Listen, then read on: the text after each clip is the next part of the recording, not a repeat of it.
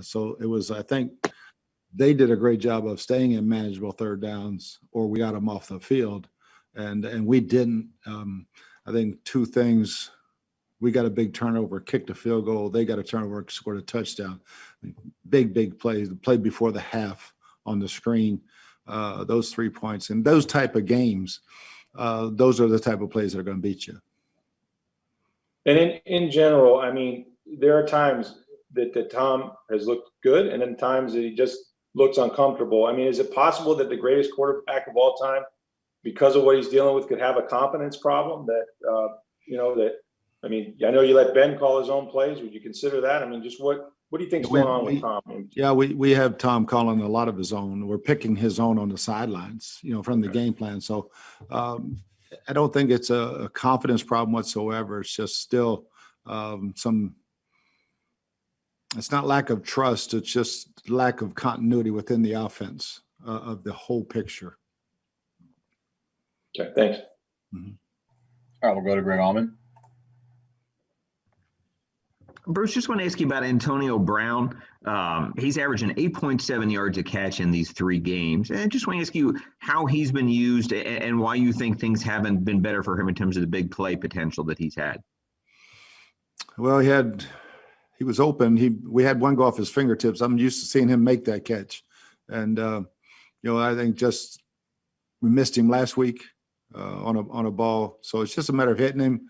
He's doing a great job running after the catch. And within his role, I think he's doing a really good job. It's just when he's going deep, we're not hitting him. Obviously, this is a week where you want to be as close to healthy as you can in the secondary. So just want to ask you about Jamel Dean. And if he can't go, we want to ask you about your depth at corner. It's something we've asked about. I think Ross Cockrell came in and made a big play on third down last night. But just how you feel about the secondary if Jamel can't go on Sunday. Yeah, I'm comfortable with Ross. He does a good job. Very, very bright guy, very dependable guy. Our secondary for the first time, I thought we tackled as poor as we've ever tackled in that ball game. Especially in the first half, we gave up like 70 yards run after catch on 5-yard routes twice, and it's like, I mean, that's unbuck life for us. I'm not used to seeing that. So we got to get back. Second half, we did a much better job of it, and we got to play like that the whole time, especially against this team. Thanks, Bruce. You bet. All right, we'll go over to Joey Knight. Coach Shady McCoy kind of has made a living of catching passes out of the backfield. Is he an option you'll consider going forward? We look at every option every week. Leonard has never had any problem dropping the ball. He's got excellent hands, and he's a little bit better protector. So we'll see how that goes. And just reviewing the film, those drops, were they on the throws? Were they too quick developing? Were they on the running backs last night? The one to Rojo was not. I mean, that screen hadn't even developed yet. We turned the guy loose on the right side with a mental error and threw the screen way too fast. Leonard probably should have caught. He can catch 2 out of those 3. Tom can throw a better ball too. So, I mean, it's a combination of both. Thanks. All right, we're going to go over to Sarah Walsh. Hey, Bruce, how do you right now, obviously the postseason window is still open, but when things start to shrink in terms of margin of error, how do you balance not putting pressure on that, like letting a game get too big, but also they start to turn into must wins? How do you find that balance between those two things? Yeah, I think it's just a matter of preaching it every week. Every game's a must win at this point in time. And, we put ourselves in a really good position to make the playoffs. And each and every week now, they just get ramped up more and more. All right, we're going to go over to Jenna Lane. Hey, Coach, the deep ball's kind of gotten away from you a little bit in the last couple weeks. Is that a matter of just the defenses that you're playing? And has there been, more discussion about, maybe not attempting some of those deep shots? Yes and no. We've had the guys open. We just missed them. And there are times when coverage dictates you go to that guy. So I think we can do a better job of utilizing the deep ball in our game plan, more of or less of. So each and every week's so different. But when they're there, we need to hit them. We can't have them going off our fingertips, and we can't overthrow them.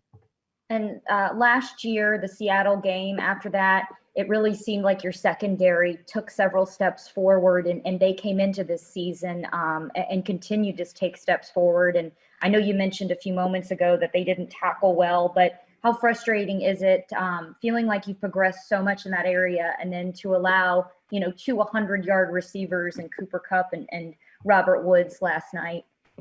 Yeah, it's really frustrating because you just got to tackle them, and then don't bust the coverage in the fourth quarter when they only send two guys out, and we should have had both of them double teamed. That ball should have never been completed. Thank you, Coach. All right, we're going to go to Kevin O'Donnell. Hey, Bruce, it seems like over the last few weeks that Tom's accuracy has been off from what we saw maybe in the first half of the season. Are you seeing anything changing there with him? Other than the deep ball, I think he's getting confused a few times with coverage. That might be causing some inaccurate balls, but I don't see it at all in practice. We're not missing the deep ball in practice, that's for sure. So it's just a matter on Sundays hitting them. There's been a lot of criticism with some former players of Tom's that saying that really this offense isn't fitting what he does best. What would you say to them? Whatever they want. I mean, he can do anything, so it's not like he can't do it. I see him do it all the time. He was doing it in September, so it hasn't changed. Thank you. All right, we'll go to John Romano.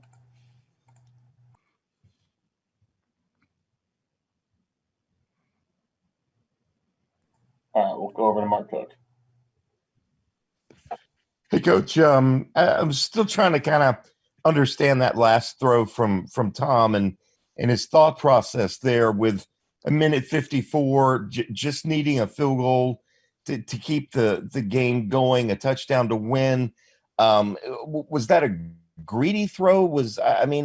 That's something maybe you have to kind of remind a younger or rookie quarterback, not a 20-year veteran guy, that, situational wise, you just need to keep the chains moving right there. Just, have you guys talked about that particular throw and what he was seeing or what he thought he saw on that throw? Yeah, we talked about it. Is that more of a statement or a question? I mean, you answered the thing already, so I don't know what to say. Yeah, I guess I what just was wondering, since we're not going to get a chance to talk to him, just wondering what his thought process or what he thought he saw on that. Yeah, it's best to talk to him about it, I guess. Okay. All right, we're going to go over to Steve Isbitz. Coach, it seemed that the Rams' plan was to come out and have Aaron Donald take on Tristan Wirfs. Did that surprise you? And can you talk about how well Wirfs did against him in the line overall against Donald? I don't think he had a tackle, so I think they did a pretty good job. And, Tristan's been playing really well all year. Yeah, he's played end. He's played three technique, one technique. He's played all over. So, yeah, we were anticipating it. I thought maybe he might have been over the center more. But, I thought our guys were very well aware of where he was. We just didn't block a couple other guys too good a couple of times. And did Antonio Brown not returning punts yesterday have anything to do with the personal foul hit he took on the fair catch last week? No, he was returning punts last week because we didn't have anybody else. Everybody else was on the list of ineligible players. So he can return them, but I don't really want him back there. Kenyon Barner's had a great history of returning punts and kickoffs, so he'll handle that job. Thanks. All right, we have time for a few more. We're going to go over to Rick Stroud.